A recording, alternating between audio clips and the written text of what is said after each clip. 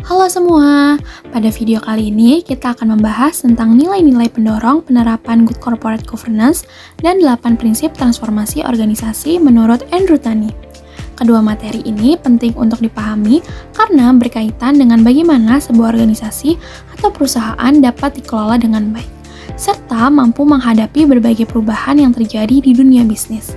Melalui pembahasan ini, kita akan mengenal nilai-nilai yang mendukung terciptanya tata kelola perusahaan yang baik, serta prinsip-prinsip yang dapat membantu organisasi beradaptasi dan berkembang secara berkelanjutan. Semoga materi ini bermanfaat. Selamat menonton! Yang pertama, kita membahas tentang nilai-nilai pendorong penerapan Good Corporate Governance atau GCG.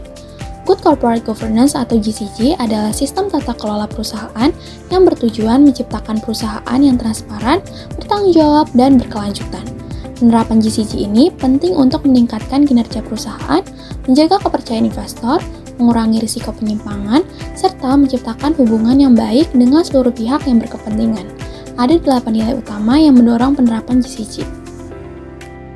Yang pertama, ada transparansi. Transparansi berarti perusahaan terbuka dalam memberikan informasi yang penting, akurat, dan tepat waktu kepada para pemangku kepentingan.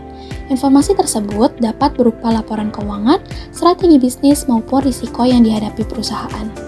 Dengan transparansi, investor dan masyarakat dapat mengambil keputusan berdasarkan informasi yang jelas.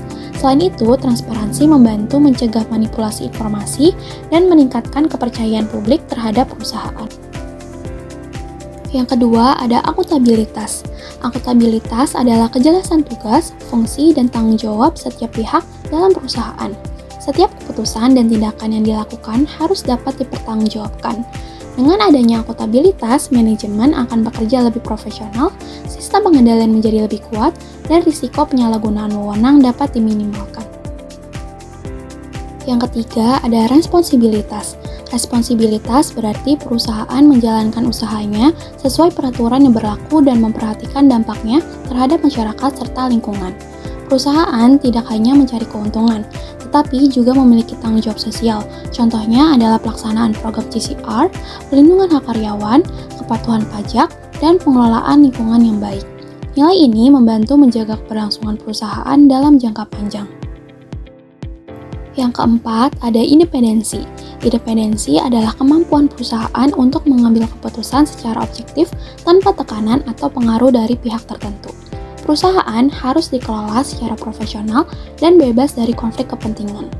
Penerapan independensi dapat dilihat melalui keberadaan komisaris independen dan komite audit yang bekerja secara objektif. Nilai ini membantu mencegah praktik korupsi, kolusi, dan nepotisme. Yang kelima, ada kewajaran dan kesetaraan atau fairness. Fairness berarti perusahaan memperlakukan seluruh pemangku kepentingan secara adil sesuai hak dan kewajibannya. Semua pihak, baik memegang saham, karyawan, pelanggan, maupun mitra bisnis, harus mendapatkan perlakuan yang setara tanpa diskriminasi. Penerapan fairness dapat berupa pelindungan hak pemegang saham minoritas dan kesempatan yang sama bagi karyawan untuk berkembang. Yang keenam, ada integritas. Integritas adalah sikap jujur, konsisten, dan berpegang pada etika dalam menjalankan kegiatan bisnis. Integritas menjadi dasar penting dalam penerapan GCG karena tanpa kejujuran, prinsip-prinsip tata kelola lainnya sulit diterapkan. Perusahaan yang memiliki integritas tinggi akan menghindari kecurangan, menyampaikan informasi secara jujur, dan menjaga komitmen kepada seluruh stakeholders. Yang ketujuh, ada kepatuhan. Kepatuhan berarti perusahaan mematuhi seluruh peraturan, standar, dan kebijakan yang berlaku. Perusahaan yang taat terhadap hukum dan regulasi akan terhindar dari sanksi, kerugian finansial, serta penurunan reputasi. Kepatuhan juga membantu menciptakan tata kelola yang lebih tertib, meningkatkan kepercayaan investor, dan menjaga kelancaran operasional perusahaan. Yang kedelapan, ada keberlanjutan. Keberlanjutan adalah upaya perusahaan untuk mencapai pertumbuhan jangka panjang dengan tetap memperhatikan keseimbangan antara aspek ekonomi, sosial, dan lingkungan. Saat ini, banyak perusahaan menerapkan konsep environmental, social, and governance atau ESG untuk mendukung keberlanjutan. Dengan menerapkan prinsip ini, perusahaan dapat meningkatkan daya saing, memperkuat hubungan dengan stakeholder, dan menciptakan nilai perusahaan yang berkelanjutan.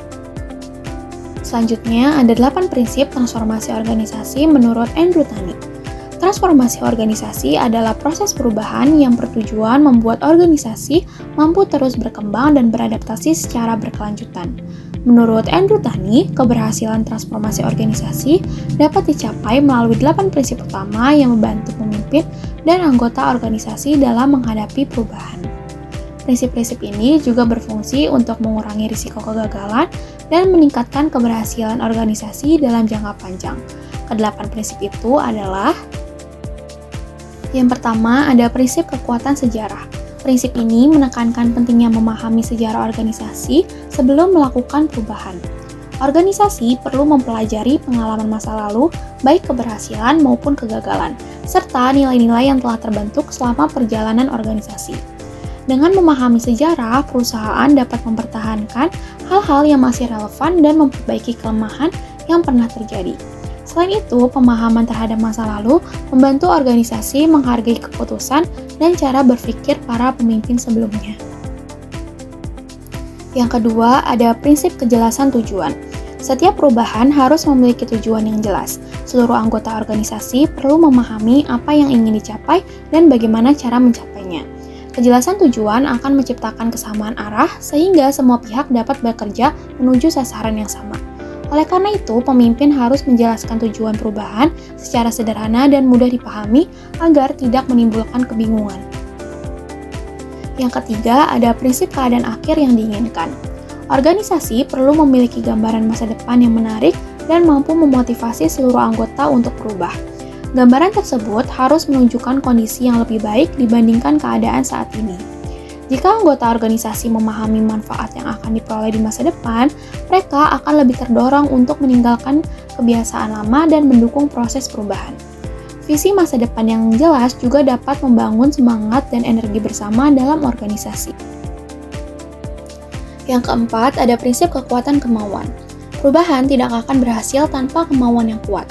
Pemimpin dan anggota organisasi harus memiliki keyakinan bahwa perubahan yang dilakukan penting dan dapat berhasil. Semangat, optimisme, dan konsistensi menjadi faktor penting dalam menghadapi berbagai tantangan selama proses transformasi.